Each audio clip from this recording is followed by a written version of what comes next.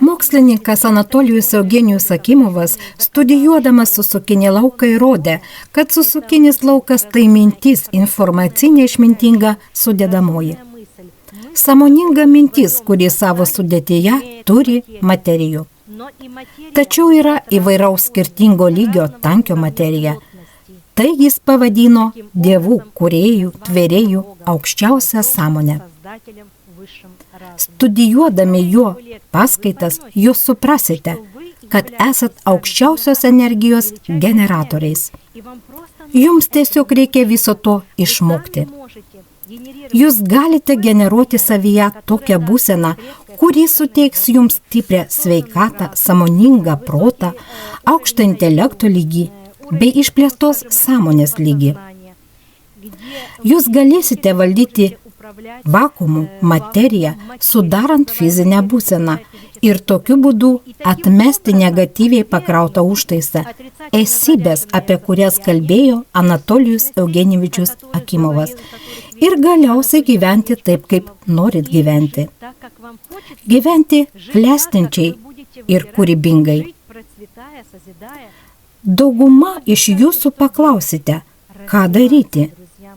Vystytis nežiūrinti nieką ir niekas neturi teisės iš jūsų to atimti. Dauguma paklaustumėt, iš kur semtis tokių žinių. Žinios yra. Ieškokit, belskite, rasit, išgirsit ir pamatysit. Jūsų pačių užklausa suformuoja jums pasiūlymą. Mokslo įrodyta, kad jei jumise užgimsta mintis, tai reiškia, kad jūs pradėjote sąveikauti su pirminiu susukiniu lauku. Susukinis laukas pradeda sąveikauti su fiziniu vakuumu ir suorganizuoja materiją, sukuria erdvę, realybę bei įvykį. Realybė tai įvykis.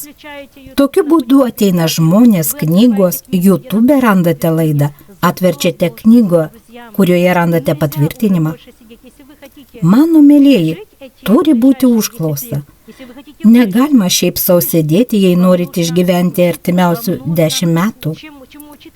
Jei norite išgyventi, reikia mokytis. Mokytis valdyti save, suprasti ir suvokti, kokia svarbi yra jūsų mintis. Suvokti savo emocijų, ketinimų, siekių, norų rimtumą. Taip pat savo elgesio ir reakcijų rimtumą. Štai ko reikia. Pradėti eiti savo vystymosi kelių, savęs realizavimo, sąmonės išplėtimo, sveikatos sustiprinimo kelių. Reikia laikyti sveiko gyvenimo būdo, teisingo maitinimosi, mąstymo, teisingo poelgio, emocijų, jausmų bei teisingų norų. Puoselėti savyje aukščiausias vibracijas, teigiamai pakrautą susukinį lauką, kuris spinduliuoja aukštą jėgos užtaisą, nukreipti jį į savęs atstatymą, savęs vystymą bei evoliuciją. Tokiu būdu mes spinduliuojame šią energiją į aplinką. Tokia energija paliečia kitus žmonės ir jie pradeda būsti. Dabar reikia išmokti teisingai veikti, jūs reikia to išmokyti. Todėl siekit vystytis, kiekvienas sutiks savo mokytoją, kiekvienas ras knygą, tą šaltinį, kuriam jis atitinka. Jei jūs pradėjote vystytis, evoliucionuoti ir pasirinkote kryptį ir jaučiate rezultatą, tai reiškia, kad jūs teisingam kely. Jei nėra gero rezultato, tuomet reikia susimastyti, ar einat teisingų kelių. Štai koks yra rodiklis, pirminiai jo požymiai.